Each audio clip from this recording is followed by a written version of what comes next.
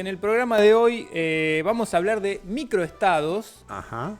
Que son, como la palabra lo indica, estados muy pequeñitos.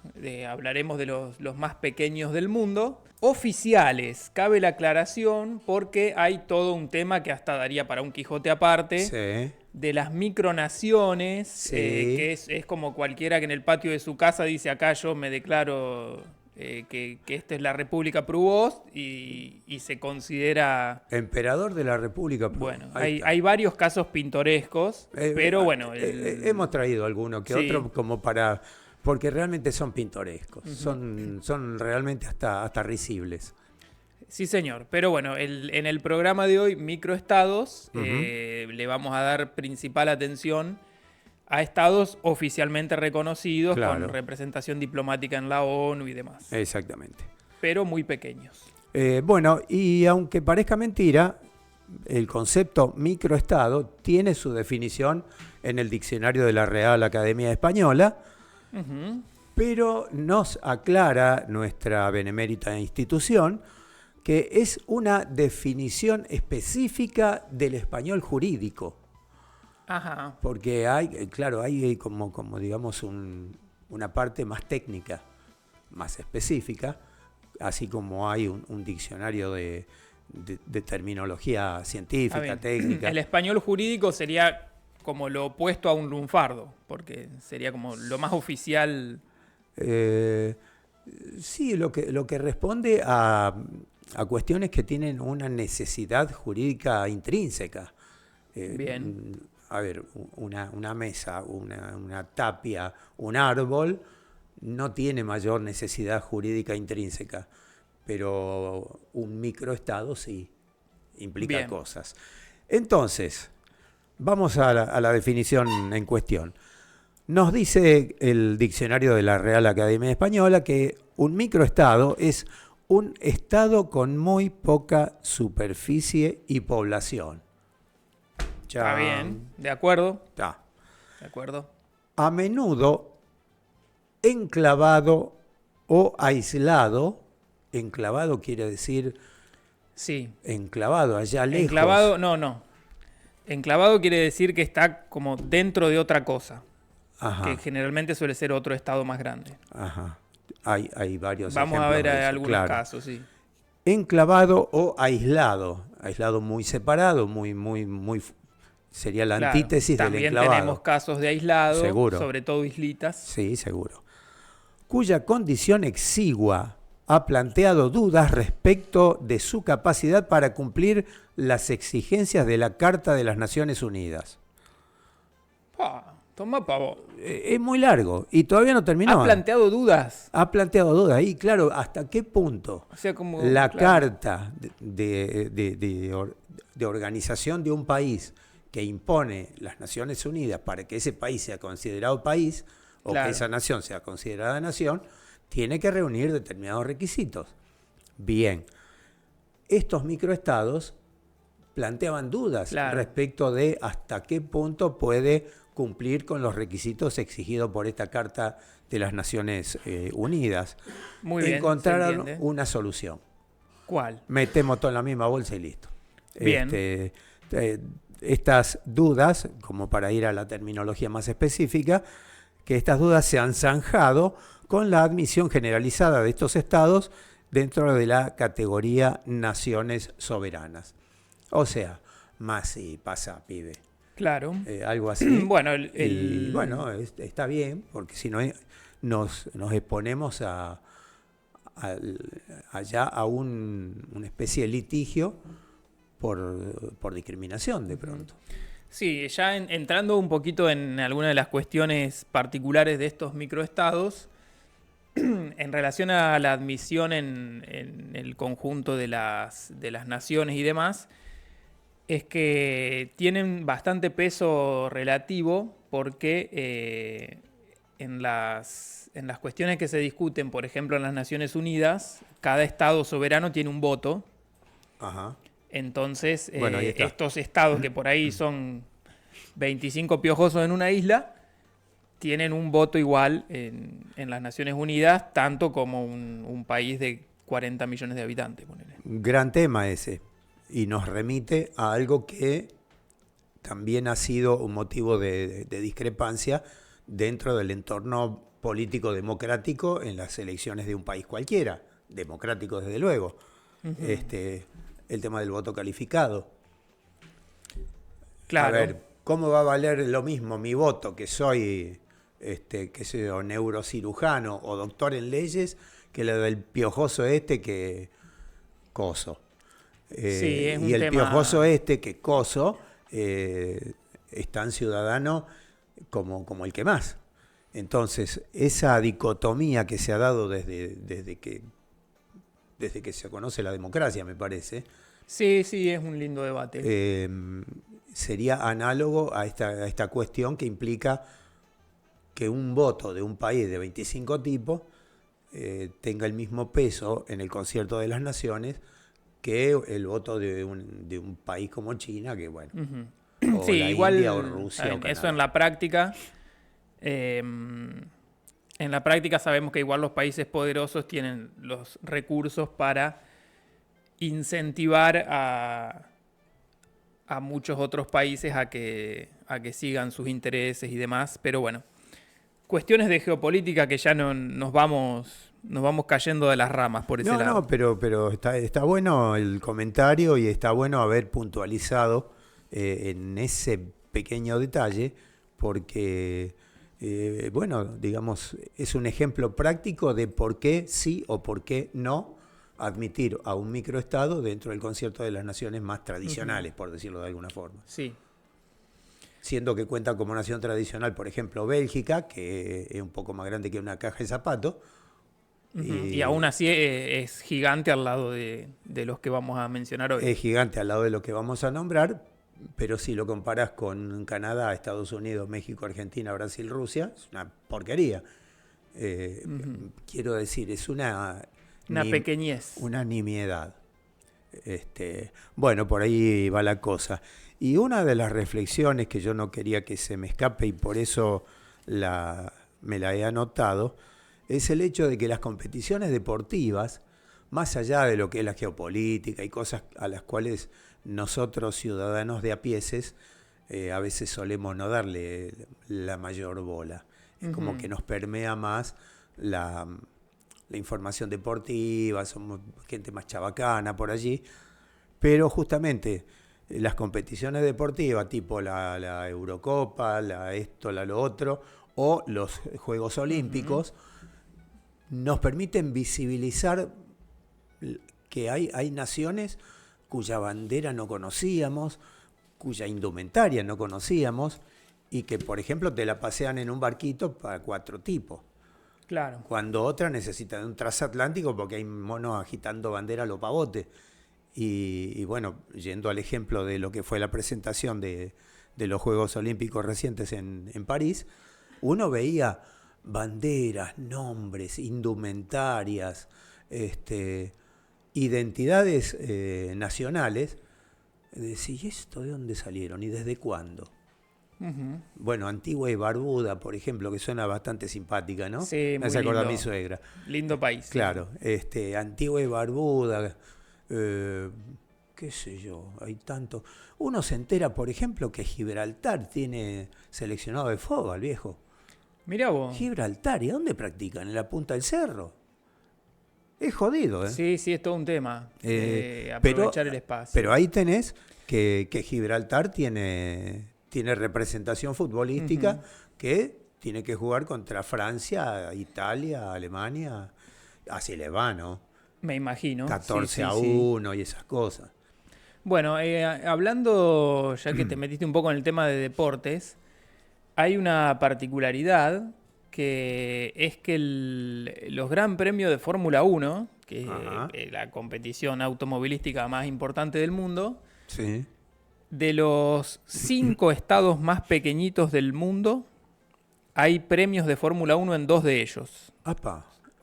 Sí, hay Claro. carrera de Fórmula 1 en... Mónaco y San Marino. Efectivamente. Mirá vos, qué versado que es uno en pavadas que no sirven demasiado. Lo tenías a mano. De hecho, bueno, el Gran Premio de Monte Carlo en Mónaco. Claro. Y el de Imola en San Marino. Ajá. que tiene además el asterisco en la historia reciente del automovilismo, que es el circuito de Imola, donde fallece Ayrton Senna. Ah, mira. Creo que en el 94. Ajá. Y si no, no le erró por mucho, pero por ahí. Yo no sabía cuál era la ubicación, si era continental o insular, y si era en un microestadio, en un microestado o dónde era, porque uno conoce Monza, qué sé yo. Sí, San Marino, después tenemos algunos datos más, vamos a ver cómo organizamos el asunto, pero San Marino, que San también Marino, tiene representación futbolística, un seleccionado nacional. está enclavado dentro de Italia. Ajá. No tiene salida al mar, está completamente rodeado por territorio italiano. O sea que Italia tiene por lo menos 2 microestados Efectivamente. metidos ahí adentro como Ambos con enclavados. calzador, enclavados.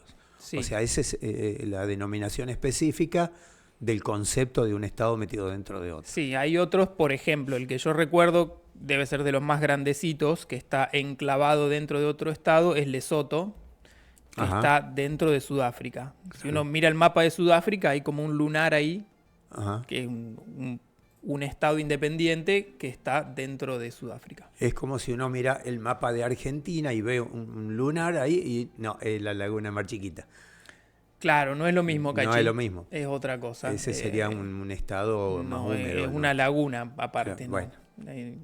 Vamos a entrar ya en algunas historias o algunas descripciones más puntuales de microestados. Por ejemplo, el Principado de Liechtenstein, Ajá. que es uno de los estados más pequeños de Europa, se encuentra entre Suiza y Austria. Es un estado enclavado entre Suiza y Austria. Claro. Ahí al norte de los Alpes, digamos. Tiene la particularidad, obviamente al estar encerrado, está entre Suiza y Austria, o sea que no tiene salida al mar. No. Y tiene la particularidad de ser uno de 2 estados en el mundo que está doblemente alejado del mar, en el sentido de que sus países limítrofes tampoco tienen salida al mar. Ah, claro. Es decir que uno desde Liechtenstein, si quiere llegar a la costa del océano, tiene que cruzar por lo menos 2 fronteras. Claro. Y va a Muy llegar. interesante esto. Y va a llegar o al Mediterráneo o ya cruzando un montón de fronteras, sí. va a llegar al Atlántico. Desde Liechtenstein, ya sea que te metas en Suiza o en Austria, de cualquiera de los dos podés cruzar a Italia. Claro. Y de Italia salís al mar, ahí tenés mar de sobra. Sí. El otro estado que comparte esta característica y me llamó mucho la atención, porque uno lo imagina algo propio de países chiquitos, estar tan aislados, Ajá. pero es Uzbekistán, que es un país enorme, Claro. pero que está ahí como en el corazón de Asia. Sí. Y comparte también esta característica de que necesita cruzar 2 países para llegar al mar. O sea, como país grandote también está bastante aislado. Sí. Claro, por el volumen. Tiene ahí nomás el mar Caspio, pero Claro. que se le dice mar por gusto nomás, porque en realidad es un lago, como hemos visto en un Quijote Sí, del año pasado, sí, es el cierto. lago más grande del mundo, Claro. pero no es un mar. Bueno, volviendo a Liechtenstein, sí. Similar a Uzbekistán, debe haber casos en África, por ejemplo. Solo que quizás en estados, en naciones un poco más pequeñas. Sí, no, pero hay, por lo menos confiando en la internet, no hay estados que estén a 2 países de distancia de la costa, digamos. Todos están a uno. Ah. Acá, bueno, por ejemplo, de lo de África no lo tengo en la cabeza ni mucho menos, pero en Sudamérica tenemos Bolivia y Paraguay como los únicos países que no tienen costa. Claro. Pero en ambos casos, cruzando un país, Exacto. llegás al océano. Claro. Sí, sí. Bueno, el Liechtenstein no, está muy muy lejos. Lo que sí tiene es un río, que es el Rin, Ajá. el Rin que nace en los Alpes y va avanzando hacia el norte. La frontera, todo lo que es la frontera de Liechtenstein con Suiza, la delimita el Rin. Ajá. Para el otro lado está Austria.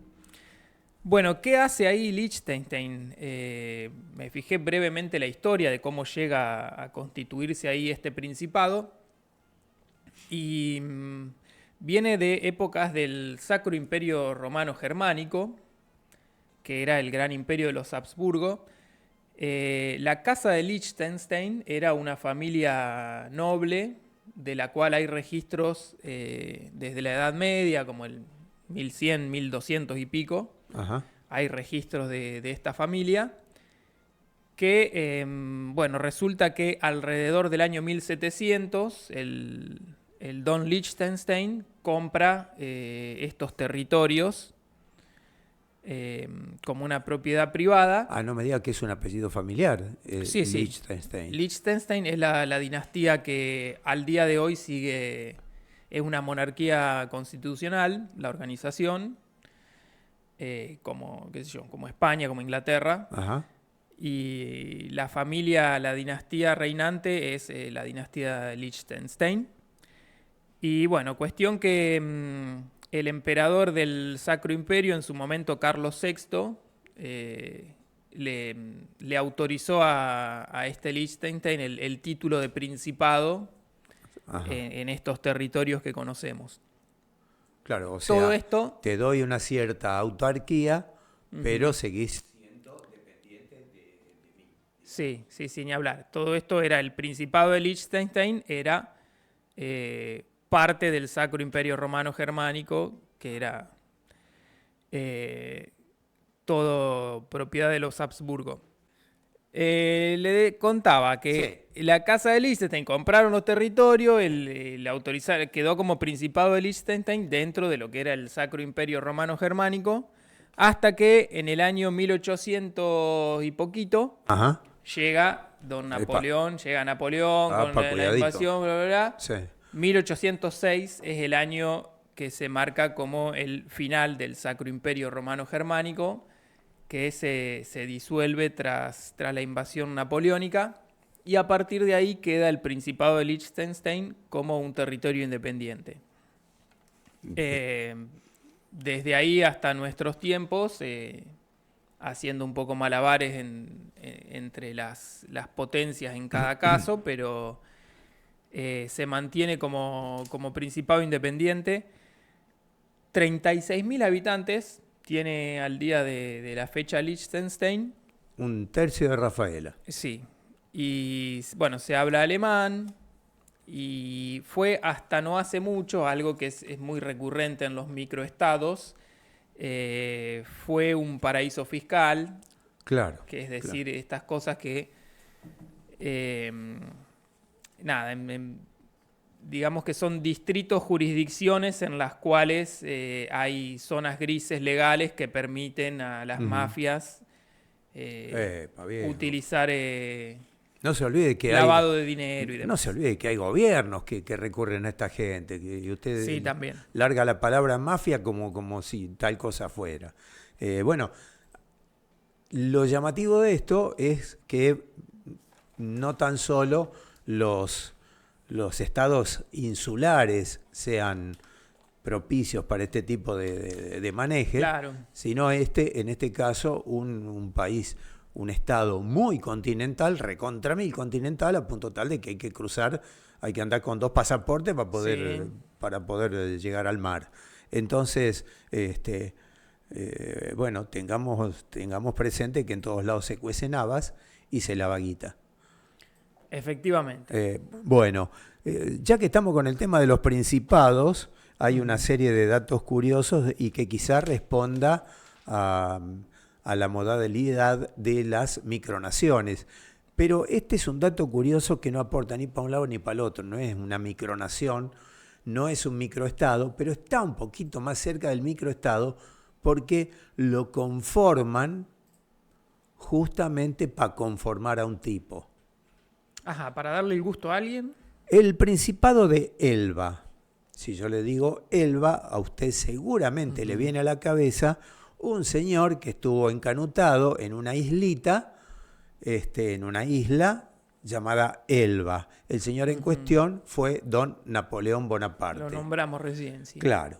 El señor don Napoleón Bonaparte si algo tenía, además de un cierto poder que fue fluctuando, a veces tenía más, a veces tenía menos, llegó a perderlo prácticamente todo, digamos, Sí.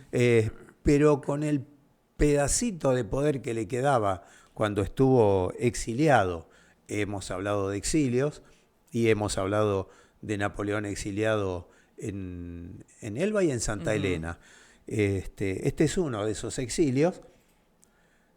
Exigió, para sostener de alguna manera su investidura de mandatario, para no ser un simple preso, exigió un Estado conformado como para poder ser él el primer mandatario. Ajá. Entonces se creó, así un poco entre gallos y medianoche, el Principado de la isla de Elba, de la cual obviamente el principal mandatario era esta suerte de príncipe regente, don Napoleón Bonaparte, aunque el poder real, el poder efectivo político, lo seguía detentando el Reino Unido, que eran sus Sí, captores y sus, los guardiacárcel, y sus digamos. enemigos más acendrados.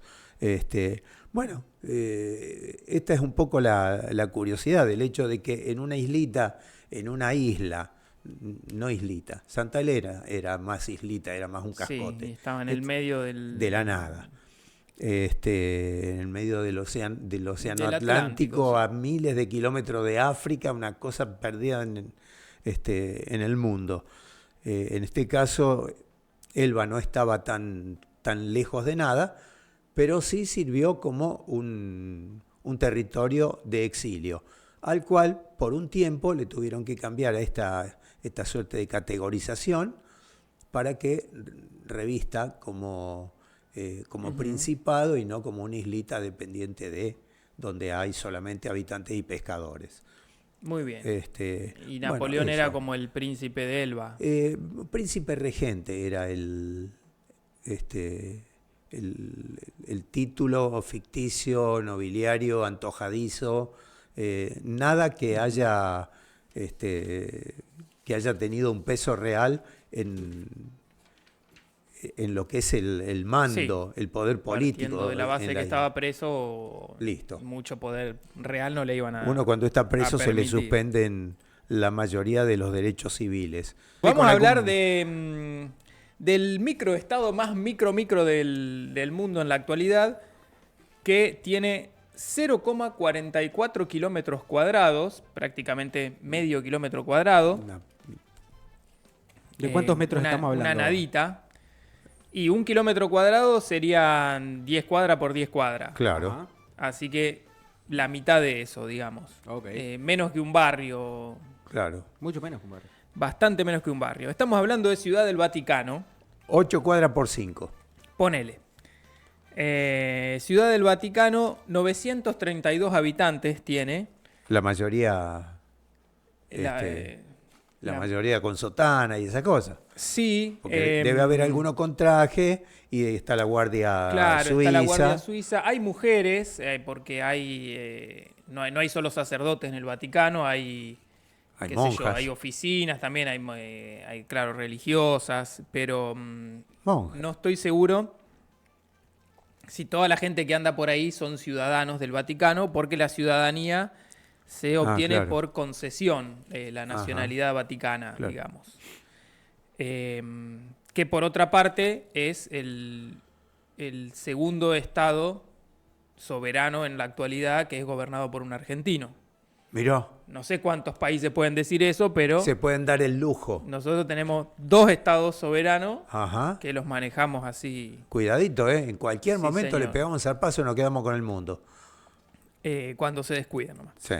Bueno, algunas cuestiones para comentar sobre el Vaticano. Por empezar, el nombre, la palabra Vaticano, viene del latín vaticinium, es decir, que remite a los vaticinios, porque hay una colina que se llama Colina Vaticana, Sí. que está justamente en el Vaticano. Bueno, yo hasta ahí sabía lo de la Sí. colina vaticana. Bueno, aparentemente... No lo asocié en ningún momento con la Baticueva, por ejemplo. No, y lo bien que hiciste, Cachi. Claro. Porque es otra vez. Sí. ¿No es Otra vez cierto? diciendo estupideces. Claro. De eso se trataba. Bueno, seguimos. Cuestión que en esta colina vaticana funcionaba un oráculo etrusco, Y- lo cual nos lleva muy atrás en el tiempo. Claro. Bueno, de este oráculo viene el tema del vaticinio y de ahí Ajá. que queda la colina vaticana, de donde termina tomando su nombre la ciudad del Vaticano y todo el asunto.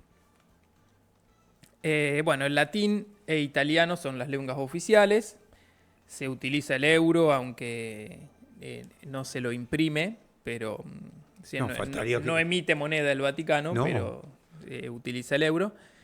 Y una particularidad es que es el único estado que está en su totalidad incluido como patrimonio de la humanidad Ajá. en el catálogo de la UNESCO, digamos, de los patrimonios de la humanidad. Bueno, el Vaticano está entero, todo el Vaticano. Empezaron a ver, mirá acá, esta basílica muy bonita, Oh, sí. esto también tiene que ir. Bueno, todo el Vaticano entero. Y eso que Patrimonio de la humanidad. uno no conoce la cantidad de tesoros, no tan solo de tesoros pecuniarios, sino de tesoros artísticos que juntó el Vaticano porque están convenientemente resguardados, porque no se puede tener todo en exhibición, es imposible. Claro. La cantidad de tesoros que se dice, tesoros artísticos, remarco esto, que se dice que tiene el Vaticano. Y si queremos englobar dentro de tesoros culturales, la friolera de documentación. Quizás documentación específica relacionada con la religión y cosas por el estilo, pero también ahí hay un enorme tesoro que justifica ampliamente que el Vaticano sea patrimonio de la humanidad, aunque a mí personalmente me importe poco. Sí. Bueno, otra particularidad que tiene el Vaticano es que funciona como una monarquía absoluta y es, en teoría, al menos la única teocracia que funciona actualmente en el mundo. Podríamos decir que más o menos hay algunos países islámicos con sus ayatolá y demás que claro, por tienen. eso. Pero bueno. Teocracia cristiana eventualmente. Sí, bueno, obviamente que las teocracias islámicas, Porque las hay. sí, tienen su aparato, si se quiere, legislativo y demás, pero en cierta forma también los tiene el Vaticano. Hay algunos organismos, Sí, bueno, consejos y pero demás. esos aparatos legislativos de las teocracias islámicas están muy supeditados a lo que es el Sí, mandato a la ley islámica. Sí, del ayatollah directamente. Sí. Bueno, ¿qué más le iba a contar? Bueno, en cuanto al proceso histórico, la historia del Vaticano es larguísima.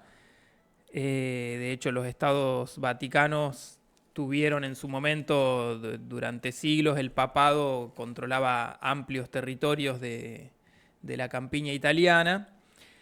La constitución actual de lo que se considera el Ciudad Vaticano data de 1929, que es el año en el que se firmaron los pactos de Letrán entre Mussolini y la Iglesia, en su momento el Papa Pío XI. Ajá.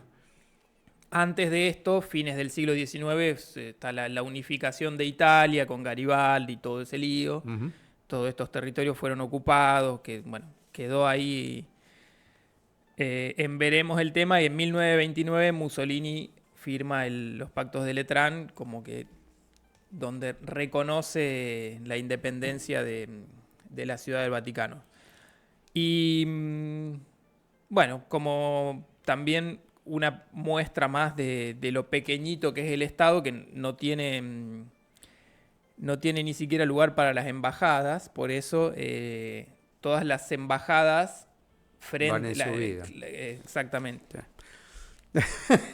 Las embajadas frente al Vaticano están todas en Roma, están fuera de Ciudad del Vaticano, Claro. están en la ciudad de Roma, que casi todos los países del mundo tienen embajada en el Vaticano, por lo menos los cristianos, que son unos cuantos.